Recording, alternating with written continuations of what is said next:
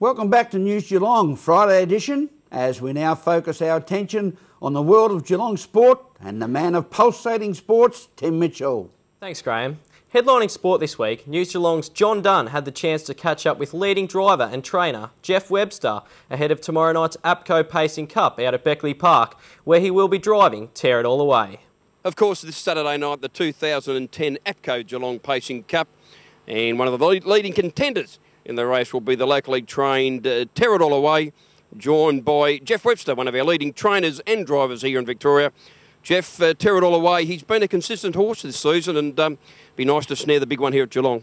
Yeah, he's done a great job this season, and he's just sort of gone from level to level, and he sort of got to the Country Cup circuit very well this year, and hopefully we can continue that on in the Geelong Cup. It's a mobile preferential draw in 1 or better. He should draw right. Yeah, he's an M2, so depending on the field, of course, what comes back from the Inter-Dominion, you know, there was half a dozen Victorians up there for that. A few of them will probably come back down here for the Geelong race, so we should draw reasonably well. And another one of your camp is heading across to South Australia, Mr. Anthony. Is he a likely starter here in the big one? If he comes back from Adelaide, next run will be here. It just depends on how he pulls up from Adelaide. If you had both in it, Jeffrey, tell me, who would you drive? Give the punters a lead. Probably Mr. Anthony's just going a little bit better at the moment, but in saying that, there's not a lot between them. Jeff Webster joining us. So of course, Jeff will partner Tear It All Away and possibly Mr. Anthony have two stable runners in the big one on Saturday night, the 2010 APCO Easy Shops Geelong Pacing Cup. The Geelong Supercats will take to the court tonight in Bendigo before returning to Geelong for their first home game of the season against Hobart tomorrow evening. News Geelong's Jake Bourke caught up with the Supercats coach, Jamie O'Loughlin, to discuss the squad start to the season. And we are lucky enough to catch up with Supercats coach Jamie O'Loughlin ahead of their game against Bendigo tonight. This weekend's huge. We've got two really tough games, so we'll be working hard this week to prepare ourselves for those and hopefully get a couple more wins. Well, just on those games, what are your expectations ahead of the games this weekend? Obviously got the trip to Bendigo on Friday night and then your first home game at the Arena on Saturday night against Hobart. Yeah, and look, Bendigo's retooled. They're a very big team. They're playing exceptionally well at the moment. So they've sort of started the season on a bit of a flyer. So they're going to be a real test because we're sort of just still coming together. Hobart, on the other hand, pretty much the same team. They brought one new guy in who's very good, who's big, and again, they'll test us, but our own gym, so hopefully we can show them how it's done. And some of the pleasing signs from the first weekend's action would be the form of your two imports, Ismail Mohammed and Jonathan Bullock. It'd be good to see them doing well early in the season. Yeah, absolutely. And Jonathan, who's never played anything other than college basketball. So for him, this is a whole new world, a whole new experience, other side of the world. And so, yeah, it was good for him to get a couple of games under his belt, and he feels pretty confident now. And what do you think he can bring to the Supercats side in 2010? Look, he's a super athlete and he's certainly a very skillful player, but I think the main thing that he brings is the incredible work ethic and he knows how championships are made. You know, he was part of one in his last year of college and he was a leader in that team, and he's already started to bring some of those qualities to us. Jake Bourke at the Arena before the boys left to Bendigo. News Geelong. With football season just weeks away around Geelong, Geelong Amateur are preparing for a campaign where they'll be seeking retribution for a sour ending to the 2009 season after they lost surprisingly in the grand final to Drysdale. Currie caught up with the Amos coach Travis Robertson ahead of their round 1 clash against fellow finals aspirant Queenscliff. Geelong Amateurs were red-hot favourites to win last year's BFL Grand Final, and they seem certain to get back-to-back flags. But after a shocking loss, the big question is, can they get over it and regain the BFL crown? I spoke to coach Travis Robertson to find out. Did you and the rest of the team do anything after the grand final to discuss how you're going to come around next year? Or? Look, I guess the days directly after it, just enjoying each other's company and just having a quick look back. Did we do anything officially to review the game? No, we didn't. I think just the hurt internally for the guys was probably enough. One thing we did do differently is the guys were probably pretty keen to do some of their own training a bit earlier as a group as opposed to what we've done in the last 2 years. So you could probably sense there was a little discomfort with the result with a lot of our senior players. So we did that.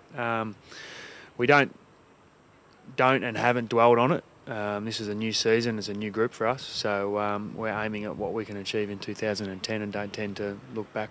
We've lost some good players. If we talk our grand final side, we've lost Damien Zabarenkov, who's going to travel overseas, and Christian Bukavaz and Nick Sutcliffe have both gone to Bell Park.